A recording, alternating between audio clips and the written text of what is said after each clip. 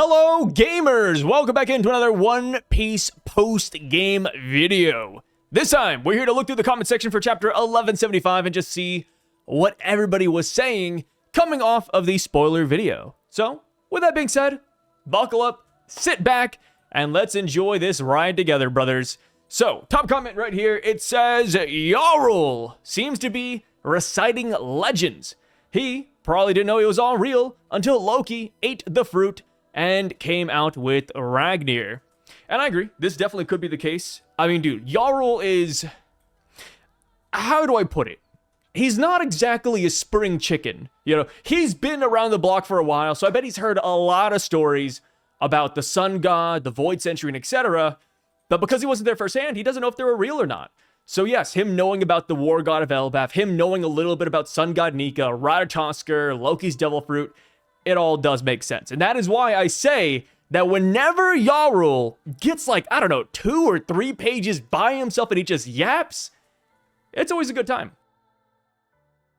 So this says, Sommers is getting passed around every chapter. We really have focused a lot on Sommers. I mean, even before this chapter, go back to the previous one. Half of that chapter was just Sommers laughing and reacting. Like, I almost don't want to say goodbye to the guy, you know what I mean? This one says, I think the fact that Sommers is going to be completely fine in the next chapter will not sit well with the portion of the fan base. Funny enough, I've actually seen a lot of people saying that they think that Saint Sommers is dead after this chapter. And I don't know about that, you know? I see that Loki is using hockey, Luffy is using hockey, but just because you use hockey against Saint Sommers doesn't mean that it's like effectively killed him. He's taking damage, yes. His regeneration is slowing down, yes. But killing him, I think, is a different story. I still think that we haven't exactly reached that point yet, personally. But yeah, you know, he will be completely fine. Give him like 2-3 chapters. Have Imu give him a good talking to, and I bet he'll be back and ready to fight again. Should he fight Luffy or Loki, though? No. He should stay as far away from those guys as possible. Hopefully, if Imu does summon him back to the battlefield, it's to fight somebody else. I'd even take Zoro, right? Luffy did say, hey, don't forget about my friend Zoro. Maybe that's like foreshadowing a future matchup. But then again, Sanji's also here as well. You know, whenever Sanji shows up to the battlefield, I do still expect that matchup to happen. Will it be as grandiose as we're expecting? Probably not, because Sanji seems like a hard counter, but we'll see. Sommers right now is kind of like a punching bag, and maybe this is where we learn to, you know, master our Advanced Conquerors hockey. I would not mind that one bit. This comment says, I've been watching One Piece YouTube for like 10 years, and I can say you're becoming one of my favorites. No BS, just One Piece talk. I dig it. I appreciate it, brother. But I will admit, I do BS a lot, so I don't know what you're watching, but I am thankful for it. This says, this chapter was so peak that I'm literally going crazy. I am crazy. We're all crazy here, man. And this chapter was good. I do like it a lot.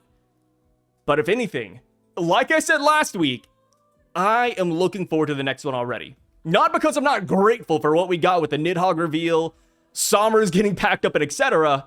But I really just want to see Imu in action. Imu has locked eyes with Nika. Imu has locked eyes with Nidhogg. What will come out of this? Will Imu go after them or will he go home?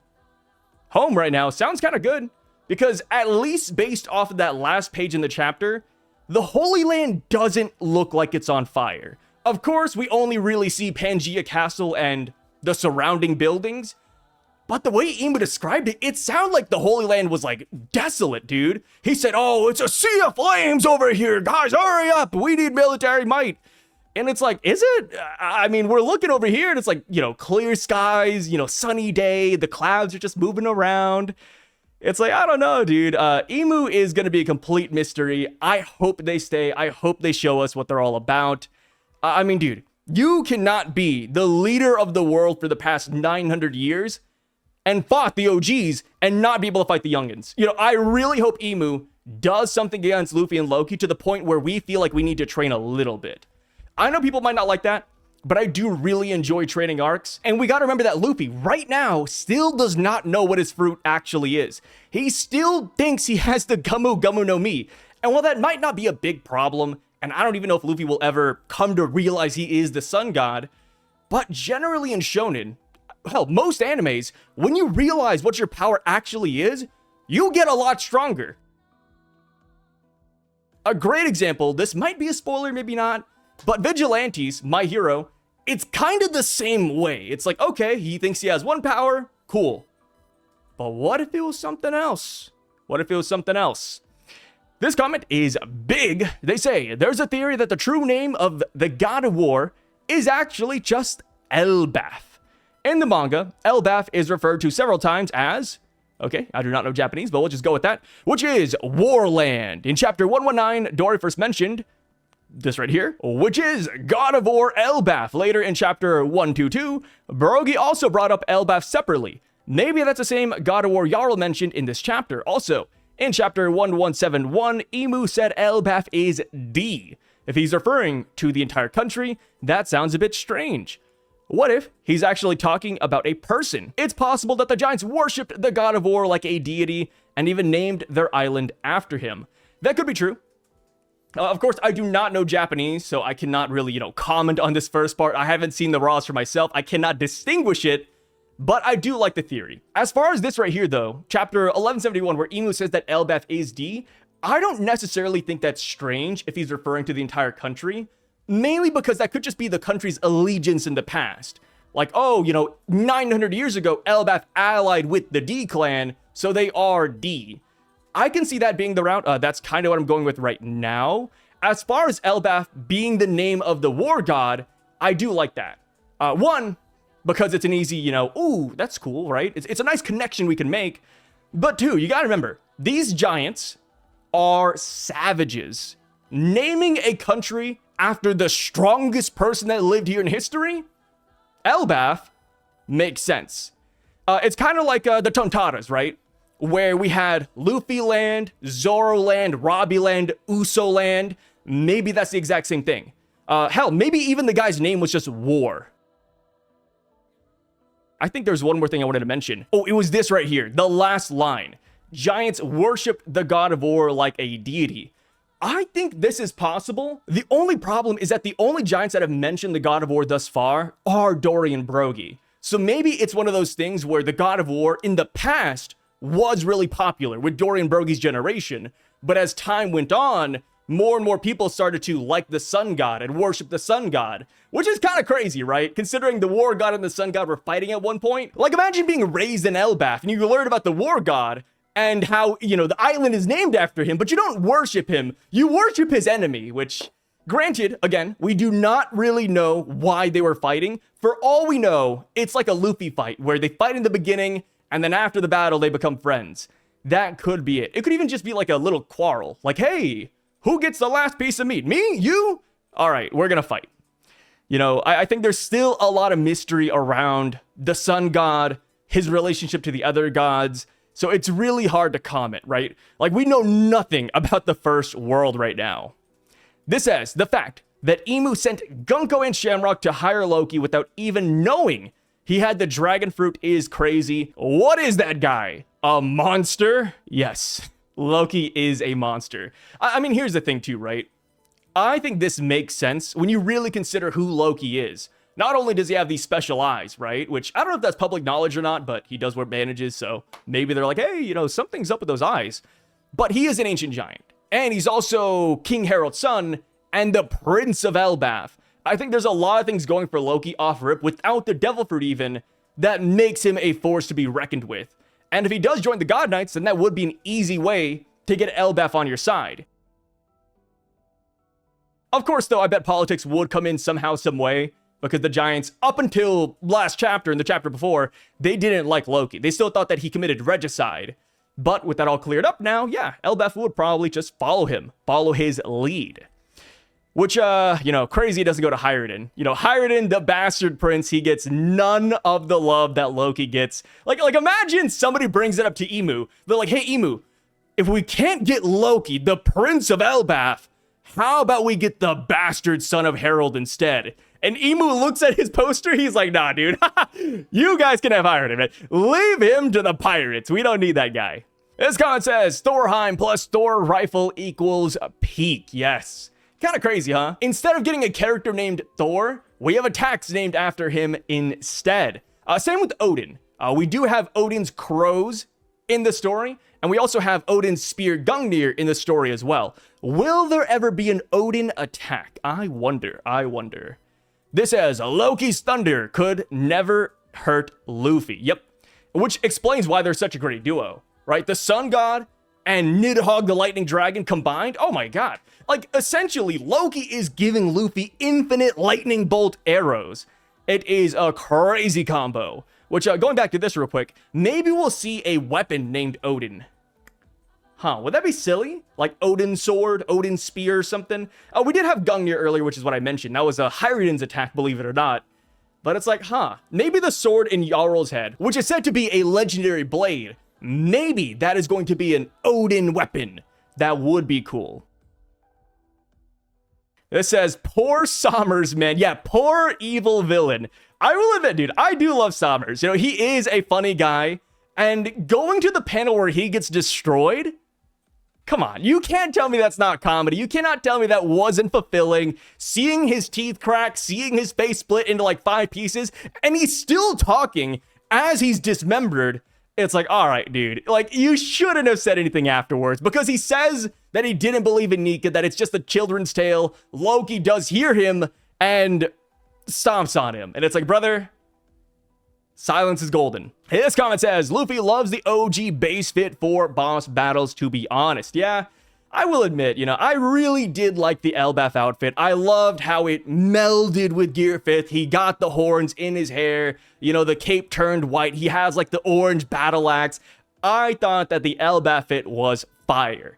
But he did revert back to his base fit here, which is interesting because even on Egghead, you know, people seem to forget. They're like, oh, but, you know, this happened in Egghead. Not necessarily. He took off his Egghead jacket and he just went shirtless throughout the entirety of Egghead when he was fighting. So at least that kind of made sense. But for here in this chapter, when we see Luffy in his base fit, it's like, wait, did they like go to the ship or like find a change of clothing? Maybe the shirt was always underneath the cape. I think that could make sense.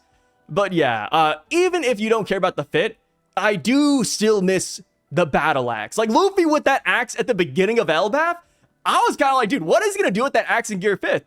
Looks like we'll never find out. Unless he just pulls it out of his hair, which is a possibility with Gear 5th. This says, Giant Zakram. I think Emu is looking to turn Loki to his side. The hint of the warring deity going against the sun god makes it feel like that is coming. Emu turning Loki to their side. If they do this, I'd say it has to be through Domi Reversi. Because right now, I personally cannot see Loki willingly going against Luffy. And even then, right, that is just one iteration of the past. Possibly the first world.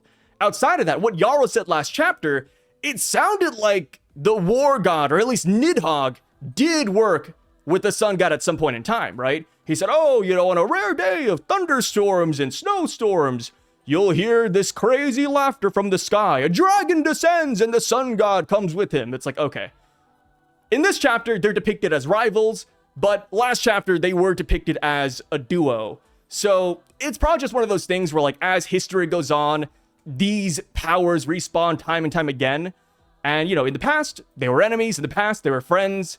This time around, I cannot see Loki going against Luffy unless it's Domi Reversi. You know, unless Domi Reversi comes into play, I just feel like Loki does like Luffy to some extent. And I really wish Loki commented about Luffy's sun god appearance. Because in the chapter, the kids and Ripley, they're like, hey, this is Luffy's all-white form. He looks like the warrior of liberation. He looks like Nika. And Loki, we just see his eyes and that's it. No comment, no nothing. And it's like, huh, I wonder how he feels since at the beginning of ELBAPH, he called himself the sun god. So when faced with the real sun god, what is his response? Will he be in denial? Will he, like, you know, begrudgingly accept that he isn't that guy? I wonder. This has Loki about to get Domi Reversi. Oh no, okay, there we go, look at that. Wow, mention Domi Reversi and we brought it into existence. Yeah, that's just tough. I feel like an evil Loki would be a force to be reckoned with. You know, this would be like the big bad villain of an island. I don't know. That would just be so crazy. I mean, we saw it worked on Zebek. Yeah, it worked on Zebek. It should be able to work on Loki. The only thing about this that is brought into question is whether or not the Devil Fruit is a counter to Domi Reversi. Of course, we do not know like every single condition. We don't know Emu's POV on how it works yet. And with that being said, we don't know if it works on Devil Fruit users. One of the theories out there is that because you already have a devil inside of you, you can't turn into a devil. Don't know if that's true or not, but I guess we will find out next chapter. And alongside that, I hope we find out what happens to Brook as well. Because in this chapter, we see Emu just flying in the sky, and Brook is nowhere to be seen. The last time we saw Gunko-Emu was giving Brook the knee, and Brook's not here. Did he get Domi Reversi'd? Or can he not get turned because he's already dead and has a devil fruit and also wasn't born here? We'll see. This next comment also says that Loki's getting domied, and this says, we have Rayleigh's help, we can't lose, is how Saboti felt, so I can easily see the balance swaying back to Emu's side. Yeah, and again, the best way to do this is either summoning the God Knights or Domi reversing more people. This one says, Usopp the sniper with his eagle eyes. Yeah, dude. People are saying that Usopp might be the eagle from Norse mythology, or, you know, representative of the eagle. We'll see. I do like the theory that Usopp uses Ragnir to some extent. Not like he takes it forever, not like that's his brand new weapon and he forgets how to snipe, but instead he just simply works with Ragnir on a combination attack. I wouldn't hate it. I would not hate that. Why is Emu looking at me like that? We don't know, man. Ask Emu. Best punching bag to ever exist in One Piece goes to Saint Sommers. Yeah, how many times has he been beaten in this island? Scopper knocked him out. That is one. Scopper also mentioned the multiple times when he sent Saint Sommers flying. Rayleigh knocked him down. And here we go. This is the fourth time with Luffy and Loki. Yeah, man, I feel bad for him. You know, at some point, I know he's a villain, but it's like, dang, how many times can a guy get chopped up? And I do wonder, will Oda treat the other God Knights like this too? Or is it specifically Saint Sommers? Because Killingham, Oda has been protecting Killingham. Have you noticed that? Sommers is over here getting walloped in the flashback, getting walloped present day. Killingham, Oda's like putting him in the back corner, like, hey, stay safe, my child. Don't fight these guys, don't fight them. This comment says, I think what Jarl meant is that he was clueless about the power that took over Herald, not Loki. The ELBAPH fruit and Ragnir seem to be known. Herald was talking about Ragnir like he's challenged it before or seen others fail. Yeah, this is my assumption. I think this is the most common sense answer. So what this is referring to is that 4 chapters ago, Shanks and Gabon were talking about the devil fruit and how powerful it is. And Jarl was like, yep, I had no idea what that was. And I thought that was really weird. And I was like, okay, it's either the sword in his head making him just say things, or it's this right here, and all the English translations just seem a little bit off. Because if you go back and read it, whether it's TCB, Viz, or Ragnarok, or just other translators, it feels somewhat disjointed if this is the right route, but this is the best way to make it make sense. I feel like if we knew Japanese, it would be completely different, but yeah, that is my take on it. Sommers got one shot by 3 characters in the same arc. Pretty much. Holy Land is burning right now. It should be. Last we heard, it was a sea of flames, but based on the image Oda gave us in this chapter, it really brings that into question. Is the situation dealt with? Did Shamrock solve all of it? Or did Oda just give us a really, one-sided shot? Like maybe from that POV, Holy Land is good, but you turn around and it's still on fire. I have no clue, man. I have no clue. That one's in the court. This says Balerion from George R. Martin books. Yeah, Balerion the Dread. The cover page is the 2-piece foreshadowing with Sabo X Koala is Kennen, and they have a few kids, the little koalas. I like this. I realize some people do not like the idea of One Piece characters having kids, but, if we want to treat this like real life, it's gonna happen eventually. you know, most of the characters we've seen are probably going to end up in happy relationships. So Sabo and Koala getting together, I am not a hater of it. Imagine an awakening of Loki. Yeah, he's not awakened yet. You know, we got multiple shots of Loki in this chapter, and we do not have that Hog aroma. We do not have that flame scarf cloud that all the other awakened Zoans seem to sport. So, with that being the case, can he awaken? Is it possible for him, or has he not mastered it yet? Because there's always a chance that he just hasn't tapped into it, right? Like maybe when it goes hybrid, it'll just pop up. We will see. But with that being said, shorter video today, but I'm gonna go ahead and cut it right here because a chapter did come out very late. So forgive me on the delay of this video. Make sure to drop your theories on the next chapter down below, your one-liner predictions, because we will be coming back very soon for the prediction video of 1176, since it is right around the corner. Until then, you guys stay safe, take care, and I'll catch you all later. Peace out.